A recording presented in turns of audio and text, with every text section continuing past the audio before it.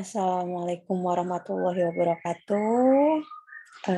Selamat pagi semuanya. Apa kabar semuanya? Semoga semuanya dalam keadaan sehat walafiat ya. Baik, dalam kesempatan kali ini saya akan membahas terkait perdarahan postpartum. Nah, untuk spesifikasinya nanti kita akan membahas tentang atonia uteri ya. Oke, langsung saja.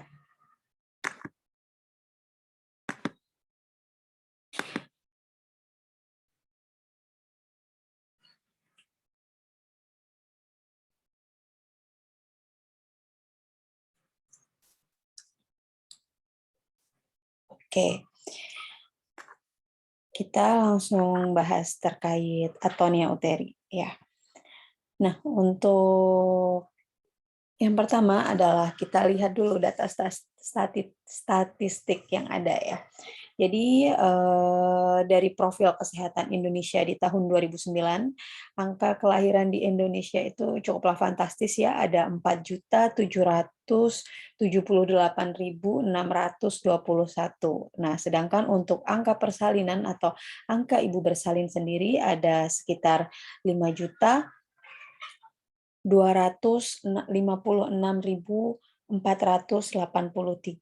Nah, sedangkan yang menjadi PR kita di sini adalah dengan jumlah nakes yang banyak, kenapa angka kematian ibu di sini itu masih cukup banyak ya? Nih, dari data Riskesdas 2017, hasilnya ada 307 setiap pada setiap 1.000 kelahiran hidup. Jadi angka kematian ibunya ini masih cukuplah tinggi seperti itu. Nah, dan ternyata pada tiap tahun terjadi 830 ibu meninggal dunia. Nah, ini akibat komplikasi pada saat kehamilan dan persalinan. Tentunya komplikasi persalinan kehamilan itu cukup banyak ya. Mungkin ada hipertensi saat kehamilan, kemudian bisa preeklamsi dalam kehamilan, kemudian yang dia berkelanjutan sampai dengan persalinannya. Nah, sebagai bidan di sini sebenarnya kita harus bagus atau kita harus reaktif ketika kita menemukannya di saat ANC sehingga tidak berkelanjutan pada saat persalinan seperti itu. Nah, disinilah pentingnya dan sebenarnya tugas bidan itu sebagai berperan untuk deteksi dininya. Nah, untuk selanjutnya, nah ini ternyata kematian ibu juga angkanya juga cukup besar ya. Apalagi dengan perdarahan dia menyumbang sebanyak 27,1%. Nah, di sini dan lebih banyak juga atau 2/3-nya itu disebabkan karena perdarahan postpartum. Nah, perdarahan postpartum ini ada beberapa juga dan yang akan kita bahas tentunya hari ini adalah atonia uteri. Nah, itu tadi di dunia. Bagaimana di Indonesia? Nah, ini ternyata di Indonesia penyebab utama kematian ibu dikarenakan oleh perdarahan postpartum. Nah, ini menurut Kemenkes RI tahun 2018 ya. Jadi perdarahan postpartum ini masih menyumbang angka yang cukup tinggi untuk kematian terhadap ibu. Apa sih sebenarnya penyebab perdarahan postpartum itu? Nah, ada 4 ya, yang biasa kita tahu itu ada tonus, kemudian ada tisu, ada trauma, ada trombin. Nah, ketika kita membahas tentang tonus atau ketegangan dari otot ya. Nah, di sini itu yang harus kita curigakan kenapa sih? Nah, ini bisa menyebabkan atonia uteri. kemudian overdistensi dari uterus. Nah, biasanya tuh kalau ada kelainan atau gangguan pada tonus tonus otot ya, atau kontraksinya jelek. Nah, kita harus langsung curiga nih tentang atonia uteri, apakah dia itu karena distensi dari uterusnya, kemudian kelelahan pada otot uterusnya. Nah, kelelahan pada otot uterus ini biasanya dikarenakan kala dua yang cukup lama, jadi uterusnya sudah lelah seperti itu. Kemudian ada penggunaan obat relaksasi. Nah, untuk penggunaan obat relaksasi ini biasanya pada ibu dengan preeklamsi gitu. Biasanya diberikan obat tokolitik ya. Jadi dia memang dirilekskan ototnya gitu kan. Nah, tapi untuk mencegah kejang ya, jadinya ketika tonus ototnya rileks, nah malah bisa terjadi perdarahan postpartumnya. Nah, ketika namun ketika tonusnya ini tidak ada masalah, nah lanjut kita ke bagian 2. Nah, ini karena apa? Nah, ketika karena tonusnya tadi kita curiganya ke atonia, kemudian ke distensi dari uterus dan kelelahan. Nah, ketika dia di bagian tisu atau jaringannya yang bermasalah, nah kita curiga nih, curiganya ada di retensio placenta. Retensio placenta ini bisa dari ini ya, placenta accreta seperti itu. Nah, kemudian ada ataupun ada hanya sisa plasentanya. Nah, ketika dia tonusnya bagus namun dia tetap terjadi perdarahan, nah kita harus curiga nih kalau dia ada sisa plasenta. Jadi biasanya kita ini ya explore lagi ya untuk penata laksanaannya. Nah, kemudian di bagian ketiga adanya trauma. Nah, ketika tonusnya sudah bagus, kemudian tisunya sudah teratasi, kenapa sih masih ada perdarahan gitu kan? Nah, kita harus curiga nih trauma. Nah, trauma itu adanya robekan ya. Nah, kita cari robekannya itu ada di mana. Seperti itu. Nah, robekan tuh bisa terjadi di uterusnya, bisa terjadi di serviksnya, di vaginanya, atau di perineum. Mungkin kalau di daerah perineum ini masih akan terlihat ya kalau terjadi perdarahan seperti itu. Atau dia terjadi inversi uteri gitu ya. Uterinya terbalik gitu ya, jadi ikut keluar seperti itu. Nah, namun ketika tonusnya tidak ada masalah, tisunya aman, traumanya juga tidak ada, kenapa sih masih perdarahan? Nah, inilah yang kita curiga. Adanya gangguan dari trombinnya atau gangguan dari pembekuan darah dari si ibu ini. Nah, curiganya biasanya ketika ada gangguan trombin itu biasanya ada penyakit penyerta seperti hemofilia, kemudian trombositopenik idiopatik ya. Seperti itu. Nah, kemudian sebenarnya apa sih atonia uteri itu? Nah, tadi ternyata kita udah tahu ya penyebabnya tuh ya karena si uterusnya tidak mau berkontraksi, apa tonusnya itu lembek gitu ya kan. Nah, ternyata atonia uteri ini dapat menyebabkan perdarahan. Dampak yang terjadi dari perdarahan itu sendiri yaitu kematian ya yang tadi kita sudah bahas, yang mana dia menyumbangkan angka yang cukup fantastis gitu ya dan menjadi penyebab kematian utama di Indonesia gitu kan. Nah, apa sih yang menyebabkan? Nah, ini karena terjadi pada serabut myometrium yang mengelilingi pembuluh darah yang vaskularisasi di daerah implantasi plasenta tersebut itu gagal berkontraksi, di kontraksinya lembek. Nah, ketika terjadi pelepasan plasenta, nah biasanya itu kan di bagian bekasnya itu harusnya ketika kontraksinya bagus, makanya kita saat MAK3 itu biasanya langsung cek kontraksi ibu. Nah, ini tujuannya apa? Nah, tujuannya untuk mencegah terjadinya ini tadi perdarahan. Jadi ketika kontraksinya oke berarti harusnya pembuluh darah yang ada di bekas implantasi plasenta itu sendiri dapat menutup, gitu kan? Harusnya dapat menutup dan harusnya tidak terjadi perdarahan. Nah, ketika apa namanya, kontraksi uterusnya jelek, nah inilah yang terjadi. Pembuluh darah yang sudah melebar tadi itu tidak bisa tidak bisa berkontraksi, ya, tidak bisa menjepit sehingga atau tidak bisa mengecil itu, ya. Jadi mereka akhirnya terjadilah si perdarahan itu sendiri. Nah, dan sekitar 75-80% perdarahan yang terjadi itu pada nifas, pada ibu-ibu nifas, diakibatkan oleh atonia uteri. Itu dari penelitian ini, ya, Nur Khairina 2017. Nah, selanjutnya ini. Atonia uteri itu sendiri apa sih? Nah, ini ya.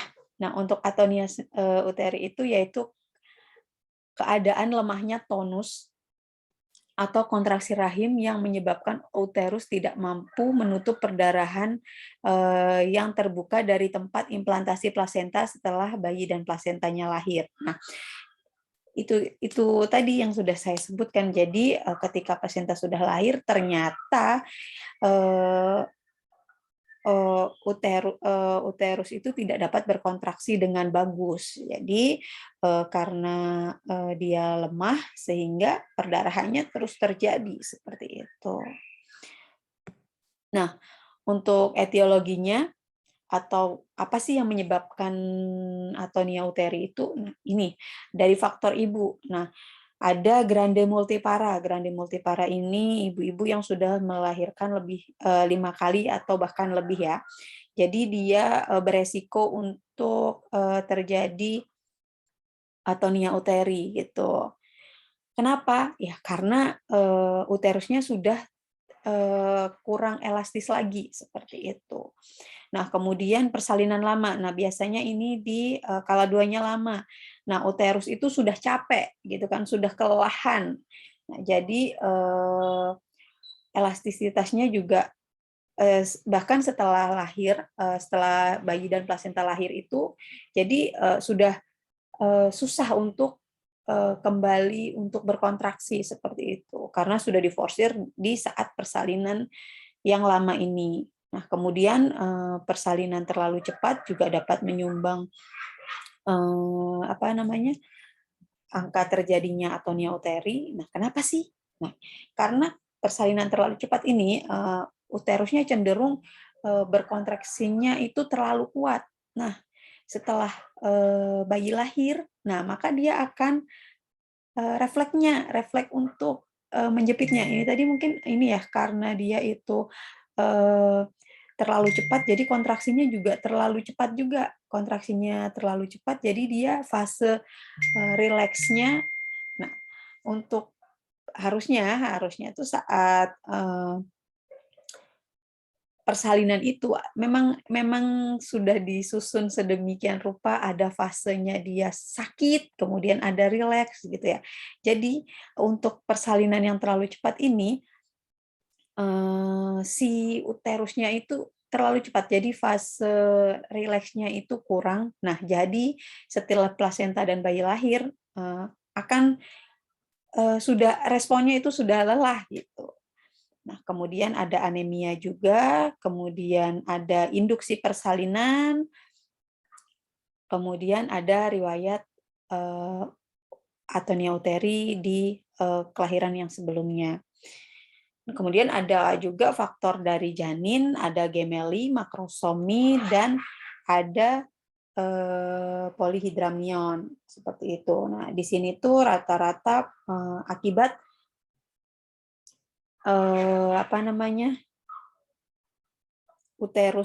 pembesaran uterus yang terlalu berlebihan atau yang berlebihan sehingga dia untuk penjepitan di daerah sekitar uterusnya itu jadi berkurang elastisitasnya. Nah, untuk selanjutnya ini merupakan patofisiologi terjadinya atonia uteri. Nah, di sini ketika plasenta sudah terlepas, selanjutnya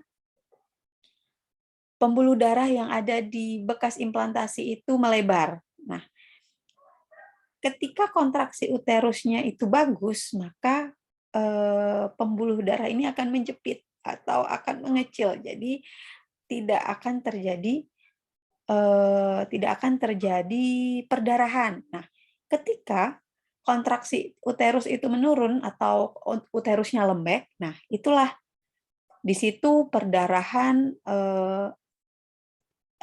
pembuluh darahnya tidak dapat menutup dengan sempurna atau gagal menjepit ya. Jadi terjadilah itu perdarahan karena kontraksi, yaitu atonia uteri ya, seperti itu. Nah, untuk tanda dan gejalanya, untuk yang pasti muncul karena atonia, jadi kita akan curiga nih ketika kontraksi itu lembek. Nah, ketika kontraksi itu lembek, yang akan kita curigai pertama adalah si atonia itu ya. Jadi kemudian karena uterusnya lembek, maka perdarahan akan terus terjadi seperti itu. Nah, seperti faktor yang kita ketahui tadi ya, ketika ada gangguan pada tonusnya itu, yang kita curigai ya atonia atau ada tadi penggunaan obat ini ya, relaksasi gitu ya, dan yang lain-lain tadi itu.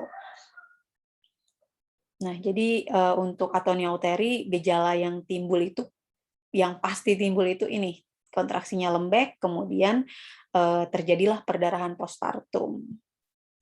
Nah, untuk yang ini adalah gejala yang kadang-kadang muncul gitu ya. Jadi biasanya itu disertai dengan tensinya rendah, ibunya tensinya rendah, kemudian nadinya cepat, kemudian terjadi shock, gitu ya. Ibunya gelisah, kadang lemas gitu ya. Karena apa? Karena perdarahannya itu banyak, perdarahannya banyak yang keluar, jadi biasanya tuh lemas, pucat gitu ya. Nah, ketika tidak dapat ditangani dengan baik, nah bisa tuh sampai terjadi ini ya, shock hipovolemik ya, karena terlalu banyak cairan darah yang keluar seperti itu. Nah, untuk faktor resikonya itu apa sih gitu kan ya. Jadi untuk faktor resikonya ini ada 5 ya.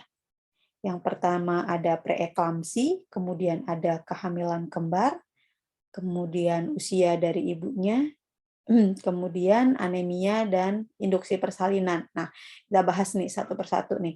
Ya, oke, dari preeklamsi. Kenapa sih preeklamsi ini bisa beresiko untuk terjadi atonia uteri? Nah, karena pada ibu-ibu yang mengalami preeklamsi itu biasanya diberikan obat tokolitik atau obat relaksan, yang mana efek samping dari pemberian obat tersebut adalah membuat otot-ototnya rileks gitu kan, sehingga ketika ototnya rileks itu dia tidak mau untuk berkontraksi. Nah, padahal untuk atonia uteri itu harus terjadi kontraksi seperti itu kan. Jadi ketika dia ibu dengan penggunaan obat-obat relaksan beresiko untuk mengalami atonia uteri. Nah, untuk selanjutnya adalah kehamilan kembar. Nah, untuk kehamilan kembar ini sendiri, kenapa sih, gitu kan? Kenapa kehamilan kembar ini dapat beresiko atau dapat menyumbang terjadinya atonia uteri? Nah, karena pada saat kehamilan kembar ini tentunya karena biasanya hanya satu yang ada di dalam uterus, dan sekarang ini kembar ya, kembar tuh bisa 2, 3, dan lain sebagainya. Peregangan uterusnya atau uterusnya itu berkembang lebih besar ya. Jadi terjadi peregangan pada uterus yang berlebihan, yang tidak seperti biasanya, sehingga membuat uterus itu sendiri tidak mampu berkontraksi setelah plasenta itu lahir, seperti itu. Nah, selain tadi juga ini ya, pokoknya ketika peregangannya itu tidak seperti biasanya atau peregangan yang berlebihan dapat menyumbang angka terjadinya atonia uteri seperti itu. Nah, untuk usia ibu, sendiri ini karena kondisi miometrium dan tonus otot yang dapat menimbulkan kegagalan pada kompresi pembuluh darah pada tempat implantasi plasenta. Nah, biasanya karena otot-ototnya ini sudah kendor ya, udah ketika usianya bertambah, biasanya ibu-ibu di atas usia 35 tahun gitu kan, biasanya dia ini lebih ke elastisitas ototnya, apalagi ditambah usianya sudah semakin banyak dan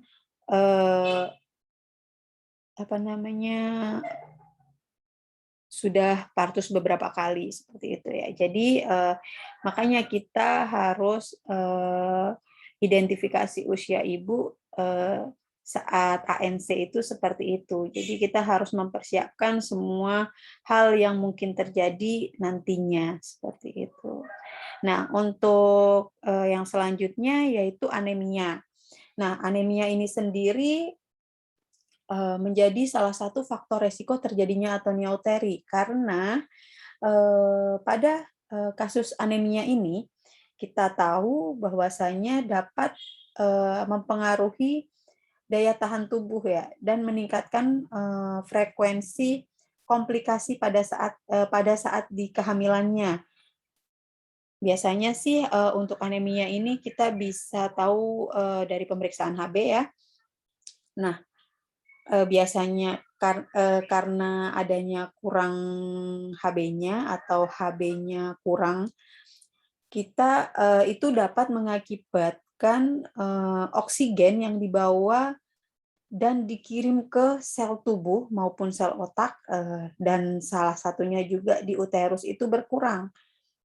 Nah, kurangnya oksigen yang ada atau yang disalurkan di uterus itu tadi membuat inadekuat atau tidak adekuat pada kontraksi otot yang ada di uterus saat setelah persalinan. Maka ketika ibunya mengalami sebisa mungkin ketika ibu mengalami anemia saat kehamilan, kita harus rajin untuk mengontrol HB dan memberikan penambah darah seperti itu sehingga tidak terjadi atonia uteri seperti itu. Nah, untuk selanjutnya adalah induksi persalinan. Nah, kenapa induksi persalinan bisa jadi penyebab atau bisa menjadi faktor resiko untuk terjadinya atonia uteri? Nah, karena pada saat kita melakukan induksi yang biasanya itu ini ya bisa oksitosin seperti itu kan. Nah, menyebabkan kontraksi uterus, ya kan tujuan kita melakukan induksi kan biasanya kontraksinya kurang bagus gitu kan ya. Jadi kita memberikan oksitosin. Nah, efek samping atau tujuan pemberian itu biasanya untuk membuat kontraksi gitu kan, untuk membuat kontraksinya lebih kuat lagi. Nah, terkadang kontraksi yang menjadi kuat itu bahkan bisa menjadi terlalu kuat. Itu biasa kita kenal dengan disfungsional hipertonik. Nah, itu dari efek samping pemberian induksi ini dikhawatirkan atau diduga dapat membuat uterus itu terlalu berlebihan berkontraksinya. Nah, ketika pada saat persalinannya itu dipacu untuk terus berkontraksi, maka biasanya sulit untuk dikendalikan gitu ya kan.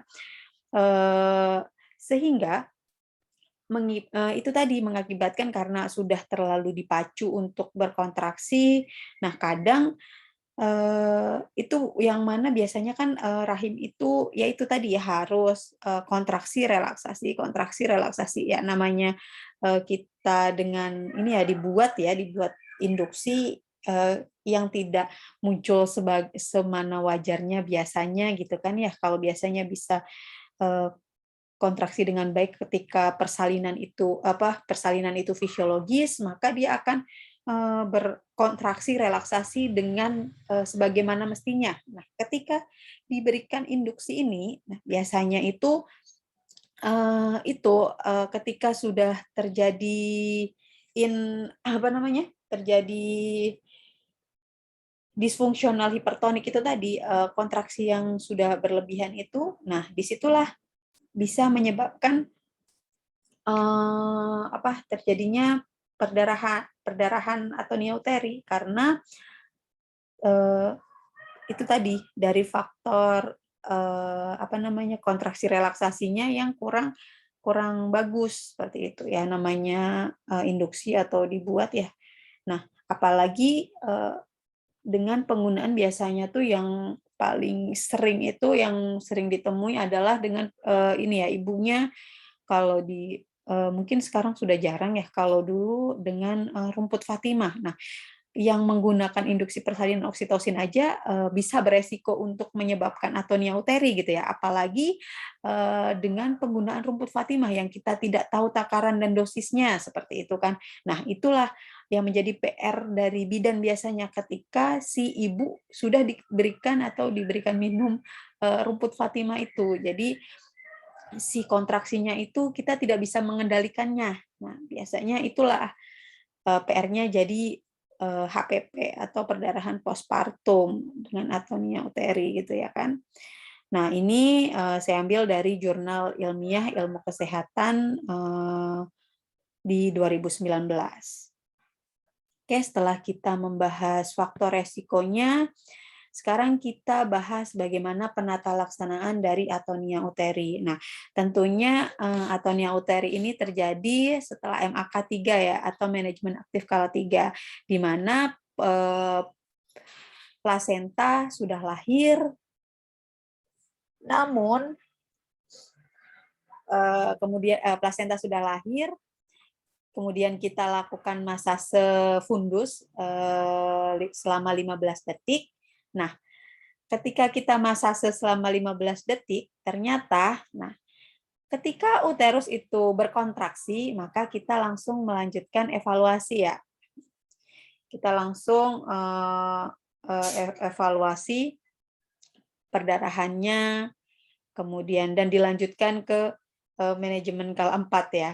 Namun ketika uterus itu tidak berkontraksi, nah inilah yang harus kita lakukan ya. Yang pertama adalah karena uterusnya tidak bagus, kita bersihkan dulu nih. Kita bersihkan dulu bekuan darah ataupun sisa selaput ketuban yang ada di, sekitar lubang serviksnya. Nah, kita mencari nih perdarahan ini karena apa, seperti itu ya kan. Kemudian pastikan bahwa kandung kemih kosong. Nah, ini penting karena, ketika kandung kemih itu penuh, maka dia akan mengganggu atau menghalangi dari kontraksi, uterus itu sendiri. Nah, makanya ketika, kandung kemihnya penuh, biasanya kita lakukan kateterisasi di sini. Nah, kemudian selanjutnya, setelah kandung kemih kosong, sisa dari bekuan dan selaput itu sudah dibersihkan, tapi, itu ya, kemudian kita melakukan, kompresi bimanual interna. Nah, seperti apa nanti kita akan putarkan di videonya ya untuk, KBI-nya, melakukan tindakannya seperti apa. Nah, tentunya kita melakukan KBI ini selama 5 menit. Nah, selama 5 menit ini, kita, berharap atau harapannya tuh uterus dapat berkontraksi dengan baik. Nah, ketika uterus itu berkontraksi dengan baik, yang harus kita lakukan selanjutnya adalah, melanjutkan selama 2 menit. Nah, ketika, selama 5 menit tadi kita lakukan uterusnya dapat keras gitu ya, atau dapat berkontraksi, maka kita melanjutkan selama 2 menit. Nah, setelah itu, setelah 2 menit berlangsung, berarti 7 menit ya. Setelah 7 menit berlangsung, kita mengeluarkan tangan, kemudian kita melanjutkan pemantauan kita di kala 4. Nah, namun apabila uterus itu tidak dapat berkontraksi dengan baik atau masih lembek aja nih. Nah, nih selanjutnya adalah kita menganjurkan atau mengajarkan pasien atau bukan pasien ya, pendamping, kita mengajarkan untuk melakukan KBE atau kompresi bimanual eksternal. Nah, sebelum kita melepaskan tangan, tentunya kita ajarkan pasien pendamping itu untuk melakukan KBI. Selanjutnya kita setelah itu ya, setelah KBE ini sudah berlangsung atau sudah pas posisinya, selanjutnya kita memberikan ergometrin 0,2 secara IM, gitu kan. Nih, ini biasanya untuk pemberiannya secara IM ya, atau misoprostol. Tapi misoprostol tidak dianjurkan ketika kita di BBM ya. Nah, selanjutnya ini diberikannya per rektal ketika itu misoprostol ya, tapi ini biasanya diberikan di rumah sakit seperti itu. Nah, selanjutnya adalah tugas kita itu adalah melakukan pemasangan infus. Nah, untuk jarumnya disesuaikan dengan pembuluh darahnya ya. Biasanya untuk ukuran dewasa itu 16 sampai 18. Nah, kemudian kita habiskan nih 500 cc ringelraktat dengan 20 unit oksitosin atau 2 ampul ya kan. Nah, kita habiskan dengan cepat, biasanya kita kita peras ya. Nah, selanjutnya kita mengulangi lagi KBI. Nah, karena sekarang sudah sudah ada asisten, harusnya kita dapat, karena menolong persalinan itu tidak boleh 1 orang kalau sekarang. Nah, jadi biasanya kita ini melakukan ini dengan cepat, dengan dibantu oleh asisten. Jadi ada yang melakukan KBI dan ada yang melakukan pemasangan infus, seperti itu. Nah, ketika poin tersebut sudah kita lakukan, kemudian kita evaluasi bagaimana ini kontraksi uterusnya, gitu kan. Ketika uterusnya berjalan dengan baik, kita pantau ibu dengan seksama atau dievaluasi, dan kita juga melakukan kala 4-nya. Nah, namun ketika uterus ini tidak dapat berkontraksi, maka kita harus segera rujuk seperti itu. Nah, dilanjutkan lagi nih. Dirujuk dan kita melanjutkan dengan pemberian infus ringelraktat dengan 20 unit oksitosin dan 500 cc larutan dengan laju 500 per jam, 500 cc ya per jam hingga tiba di tempat rujukan.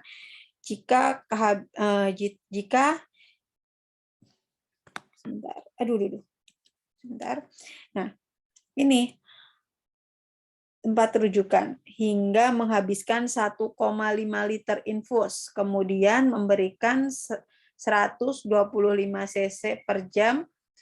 Jika tidak tersedia cairan yang cukup untuk memberikan 500 cc, keduanya dengan kecepatan sedang dan diberikan minuman untuk rehidrasi. Jadi selama merujuk kita tetap memberikan infus ya. Jadi biasanya pun tidak hanya infus, kita juga terus berupaya melakukan KBI karena untuk mencegah terjadinya perdarahan yang lebih banyak. Nah, karena ketika kita berbicara terkait perdarahan itu tuh kita sudah berhubungan dengan nyawa ya. Biasanya kalau sudah seperti ini lemes nih pasiennya nih, jadi kita berupaya, semaksimal mungkin untuk, mencegah gitu ya, mencegah terjadinya kematian dari ibu itu sendiri. Jadi biasanya kita, KBI selama perjalanan. Nah, tapi sekarang ternyata sudah ada penggunaan kondom kateter. Nah, yang mana itu efektif, untuk lebih mudah ya tentunya memudahkan dari, kita seorang bidan untuk melakukan KBI ya. Kalau KBI itu karena KBI itu capek gitu kan, karena, makanya sekarang itu ada, teknik yang lebih efektif, yaitu dengan penggunaan, kondom kateter. Nah, tentunya nanti kita akan bahas juga untuk kondom kateternya ya, seperti itu. Nah, oke, saya kira cukup sekian dari saya ya. Terima kasih, buat semuanya, semoga apa yang saya sampaikan pada pagi hari ini, dapat bermanfaat, dapat diterima dengan baik gitu ya kan, apalagi dapat diaplikasikan dengan baik ya. Dari saya, kurang lebihnya mohon maaf, billahi taufik wal hidayah. Wassalamualaikum warahmatullahi wabarakatuh. Salam sehat buat semuanya.